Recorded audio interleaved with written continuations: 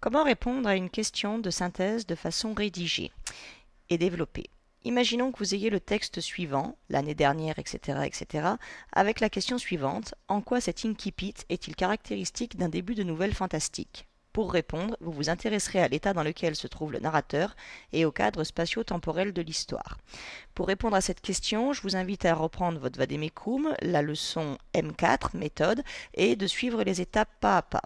Première étape, rechercher dans la question les mots-clés. On peut les souligner et éventuellement les expliquer. Donc si je reprends mon texte de Théophile Gautier, avant même de commencer à lire le texte, je regarde la question. Quels sont les mots-clés? En quoi cet incipit? Et on est bien d'accord que si vous ne savez pas ce que c'est qu'un incipit, c'est moins facile pour répondre. Est-il caractéristique d'un début de nouvelle fantastique? C'est l'élément clé qu'on a pour l'instant. Ensuite, la question me donne des pistes. Pour répondre, vous vous intéresserez à l'état dans lequel se trouve le narrateur. C'est un premier élément qu'on va me demander de regarder de près. Je vais donc le mettre en vert. Et au cadre spatio-temporel de l'histoire. C'est un autre élément qu'on me demande de regarder. Je change donc de couleur. Pour pouvoir répondre à cette question, il faut que je définisse les mots-clés. L'incipit, c'est le début d'une nouvelle. Début d'une nouvelle. Une nouvelle fantastique, normalement la question n'arrive pas à tomber de nulle part, on l'a vu en leçon, et effectivement si je retourne dans mon classeur, je retrouve le récit fantastique commence souvent dans un cadre réaliste avec certains éléments particuliers. Le lieu où se déroule l'action est un lieu isolé, abandonné, ancien, mystérieux, par exemple un château abandonné, une maison au fond de la forêt, un cimetière. Souvent l'action se passe le soir ou la nuit ou à un moment incertain, indéfini, à la tombée de la nuit, un jour de brouillard, et le personnage lui-même est dans un état inhabituel, fatigué, ivre, malade, blessé, triste, etc. Tous ces éléments favorisent l'apparition du phénomène fantastique. Donc si je définis ce qu'on me demande pour mon texte, je vais être obligé de lire le texte et de chercher à chaque fois l'état du narrateur et le cadre spatio-temporel. Spatio-temporel, ça veut dire où et quand se passe l'action. Comme je suis sur un ordinateur, je peux me permettre de passer directement les éléments au fluo, puisque dans la deuxième étape de ma méthode, on me demande de rechercher dans le texte les éléments qui permettront de répondre. Donc, l'année dernière, je fus invité, ainsi que deux de mes camarades d'atelier, Arrigo Coic et Pedrino Borgnoli, à passer quelques jours dans une terre au fond de la Normandie. Est-ce que j'ai des éléments sur le narrateur? Oui, d'accord, c'est un narrateur interne, et il est invité avec ses deux camarades au fond de la Normandie. J'ai donc des éléments sur le cadre spatio-temporel, puisque l'action se situe au fond de la Normandie. Le temps qui à notre départ promettait d'être superbe s'avisa de changer tout à coup, et il tomba tant de pluie que les chemins creux où nous marchions étaient comme le lit d'un torrent. Cadre spatio-temporel où et quand se passe l'action, le temps a changé tout à coup. Et il se met à pleuvoir. Nous enfoncions dans la bourbe jusqu'aux genoux, une couche épaisse de terre grasse s'était attachée aux semelles de nos bottes et par sa pesanteur ralentissait tellement nos pas que nous n'arrivâmes au lieu de notre destination qu'une heure après le coucher du soleil. Indication temporelle, on arrive après le coucher du soleil. Nous étions harassés, indication sur le narrateur et l'état dans lequel il se trouve. Aussi, notre hôte, voyant les efforts que nous faisions pour comprimer nos bâillements et tenir les yeux ouverts, aussitôt que nous eûmes soupé, nous fit conduire chacun dans notre chambre. Ils bâillent, ils ont du mal à tenir les yeux ouverts, ils sont très fatigués. Description de la chambre. La mienne était vaste. Je sentis en y entrant comme un frisson de fièvre. État du narrateur. Car il me sembla que j'entrais dans un monde nouveau. Cette notion de monde nouveau va bien sûr dans la description du cadre de la nouvelle. En effet, l'on aurait pu se croire au temps de la Régence, avoir les dessus de portes de boucher représentant les 4 saisons, les meubles surchargés d'ornements de rocaille du plus mauvais goût, et les trumeaux des glaces sculptés lourdement. Cette chambre fait un drôle d'effet, puisque on est dans un endroit de mauvais goût, avec des choses sculptées lourdement, et c'est surchargé. On a l'impression que le narrateur n'est pas très à l'aise en entrant dans cette chambre. Rien n'était dérangé. La toilette, couverte de boîtes à peignes, de houppes à poudrer, paraissait avoir servi la veille. 2 ou 3 robes de couleurs changeantes, un éventail semé de paillettes d'argent jonchait le parquet bien ciré, et à mon grand étonnement, une tabatière d'écailles couverte sur la cheminée était pleine de tabac encore frais. Le narrateur est surpris dans cette chambre puisqu'on est dans un endroit qui lui semble vieux, ancien, abandonné, et pourtant les objets de toilette ont l'air d'avoir servi la veille et le tabac est encore frais. Du coup, le narrateur, il le dit lui-même, est étonné. On va avoir besoin de cet élément pour répondre à notre question. On a regardé dans le texte les éléments qui me permettent d'avoir l'état du narrateur. On a regardé les éléments dans le texte qui me permettent d'avoir le cadre spatio-temporel. Je regarde maintenant ma méthode. Troisième étape, j'analyse et j'explique les éléments qu'on a soulignés. Quatrième étape, j'explique le contexte dans lequel se trouvent les exemples qu'on a choisis. Est-ce que certains éléments méritent d'être expliqués? Oui, sans doute. Qu'est-ce qu'on va pouvoir déterminer, définir? L'idée que le cadre spatio-temporel, je reprends les éléments que j'ai donnés. On est au fond de la Normandie. Le temps a changé subitement. La chambre dans laquelle est le narrateur.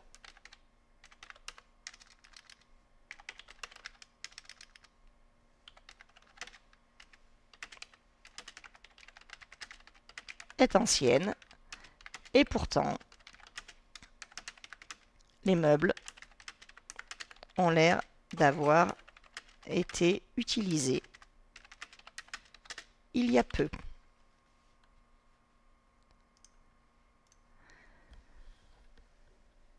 Au niveau du narrateur, j'ai certains éléments qui me permettent de définir l'état dans lequel il se trouve, puisqu'on a dit qu'il était interne, il dit je.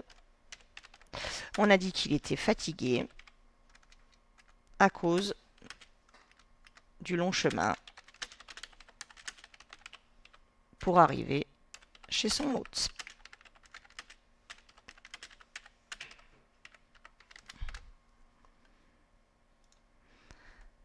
Cinquième étape, on rédige la réponse en organisant ses idées avec des connecteurs, des mots liens, des mots de liaison. Et on introduit des citations pour justifier ce qu'on dit. Je reprends la question. En quoi cet incipit est-il caractéristique d'un début de nouvelle fantastique? Même si je ne sais pas trop comment attraper le problème, le début de ma réponse, je peux le trouver facilement puisqu'il s'agit de reprendre des éléments de la question. Donc, ce début de texte, ce qui me permet de prouver à mon correcteur que je sais ce que c'est qu'un incipit, ce début de texte est caractéristique d'une nouvelle fantastique. Je vais donc expliquer ce que la nouvelle fantastique a de caractéristiques. Je reprends ma leçon parce que l'histoire commence dans un cadre réaliste, mais avec certains éléments bizarres. Ce début de texte est caractéristique d'une nouvelle fantastique parce que l'histoire commence dans un cadre réaliste, mais avec certains éléments étranges. J'ai donné une première définition.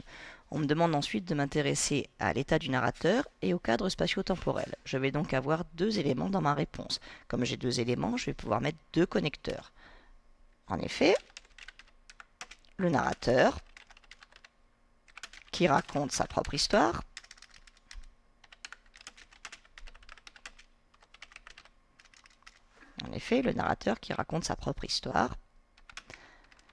arrive fatigué chez son hôte. Je n'oublie pas de citer le texte. Nous étions harassés. Et je précise la ligne. Ligne 10. Nous étions harassés. En effet, le narrateur qui raconte sa propre histoire arrive fatigué chez son hôte. Nous étions harassés. Il précise qu'il se force pour garder les yeux ouverts et qu'il bâille. Lignes 11 et 12. Je ne mets pas ces éléments entre guillemets puisque j'ai modifié un petit peu le texte, mais je précise juste la ligne. Le narrateur qui raconte sa propre histoire arrive fatigué chez son hôte. Nous étions harassés. Il précise qu'il se force pour garder les yeux ouverts et qu'il bâille. Par la suite, lorsqu'il arrive dans sa chambre,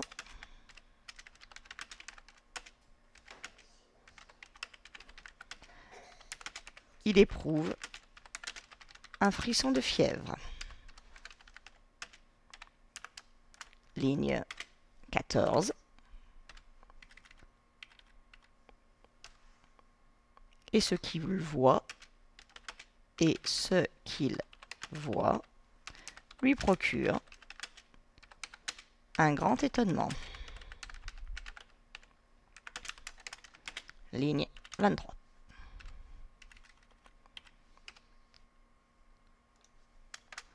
Une fois que j'ai parlé du narrateur, je peux parler du cadre spatio-temporel. Comme c'est une deuxième idée, il faut que je montre à mon correcteur que j'ajoute un deuxième élément, donc je vais utiliser un connecteur de plus. L'histoire se passe dans un lieu isolé, au fond de la Normandie.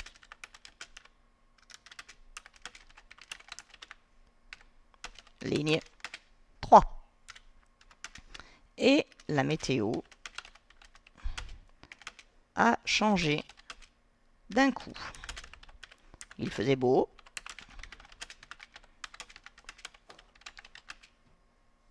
Et l'orage s'est mis à tomber. C'est mis à tomber, pardon. Parce que c'est mita, ça veut rien dire. C'est mis à tomber. La météo a changé d'un coup. On peut ajouter ici tout à coup. Si on veut utiliser le texte, changer d'un coup, tout à coup. Comme ça, je peux citer le texte, ligne 4. Tout à coup, hop, j'enlève d'un coup et je mets tout à coup. La météo a changé tout à coup. Il faisait beau et l'orage s'est mis à tomber. La chambre du narrateur, quant à elle,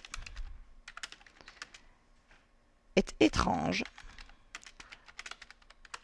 car meublée avec mauvais goût. Ligne 18. Surchargée. Ligne 18 aussi.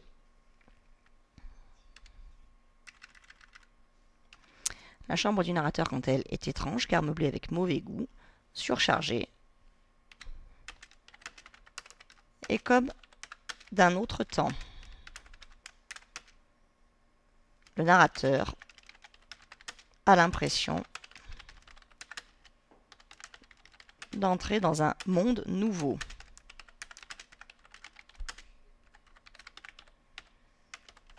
Ligne 15. Donc le narrateur a l'impression d'entrer dans un monde nouveau, on n'a peut-être pas besoin de l'écrire deux fois d'ailleurs, nouveau, voilà. Ce qui le surprend, c'est que les ustensiles qui sont dans sa chambre,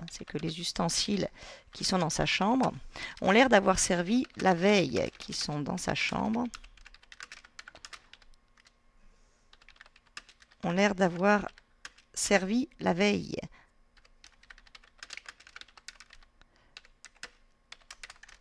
Ligne 21, et que le tabac, par exemple, est encore frais.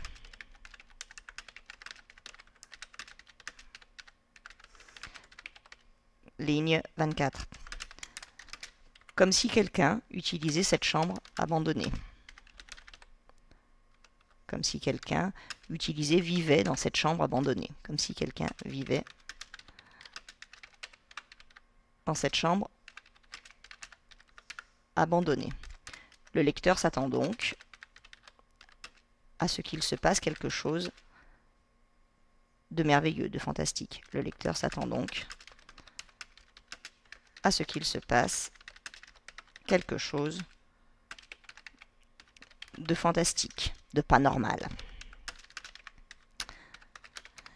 Une fois qu'on a repris tous les éléments qu'on me demandait d'analyser, l'état du narrateur, le cadre spatio-temporel, on relit la réponse rédigée pour vérifier Je reprends la fiche méthode pour vérifier qu'on a bien justifié ce qu'on avait écrit par des citations du texte, en précisant la ligne ou la page, et pour vérifier qu'on a bien utilisé des connecteurs, c'est-à-dire des mots de liaison. Ce début de texte est caractéristique d'une nouvelle fantastique parce que j'ai bien un connecteur, pas de problème. L'histoire commence dans un cadre réaliste mais avec certains éléments étranges. J'ai une définition de ce que c'est qu'un début de nouvelle fantastique, donc tout va bien. En effet, j'ai un connecteur, le narrateur, je vais m'intéresser au premier élément qu'on me demandait de regarder, qui raconte sa propre histoire, arrive fatigué, c'est un élément de réponse, nous étions harassés, c'est une citation, la ligne, tout va bien. Il précise qu'il se force pour garder les yeux ouverts et qu'il bâille, les lignes. Par la suite, on rajoute le A qu'on avait oublié, par la suite, c'est un connecteur, donc mon texte est bien organisé. Lorsqu'il arrive, c'est un autre connecteur. Dans sa chambre, il éprouve un frisson de fièvre. J'ai la citation, la ligne, tout va bien. Et ce qu'il voit lui procure un grand étonnement. J'ai la ligne, on est parfait par rapport à la consigne. De plus, à nouveau un connecteur, j'ai un deuxième élément de réponse. L'histoire se passe dans un lieu isolé, c'est ce qui va favoriser le fantastique. Au fond de la Normandie, ligne 3, et la météo a changé tout à coup. Ligne 4, j'ai bien tous les éléments qui sont précisés au fur et à mesure. Il faisait beau et l'orage s'est mis à tomber. J'explique que j'ai compris le texte. La chambre du narrateur, quant à elle, après le cadre et la météo, je m'intéresse à la chambre, je suis de plus en plus précis. Elle est étrange car elle est meublée de mauvais goût, elle est surchargée et comme d'un autre temps, le narrateur a l'impression d'entrer dans un nouveau monde. Ce qui lui surprend, c'est que les ustensiles qui sont dans sa chambre ont l'air d'avoir servi la veille et que le tabac est encore frais et à chaque fois, je précise la ligne entre parenthèses. Comme si quelqu'un utilisait cette chambre, comme si quelqu'un vivait dans cette chambre abandonnée. Le lecteur s'attend donc, si j'ai un dernier connecteur, à ce qu'il se passe quelque chose de fantastique, de pas normal. Voilà comment on fait pour rédiger une réponse développée de synthèse à partir d'un texte. On prend le vadémécum et on suit les étapes une par une et après on relit. L'avantage de travailler à l'ordinateur, c'est qu'on peut rajouter, corriger, modifier, s'interrompre et reprendre. Bon courage à tous.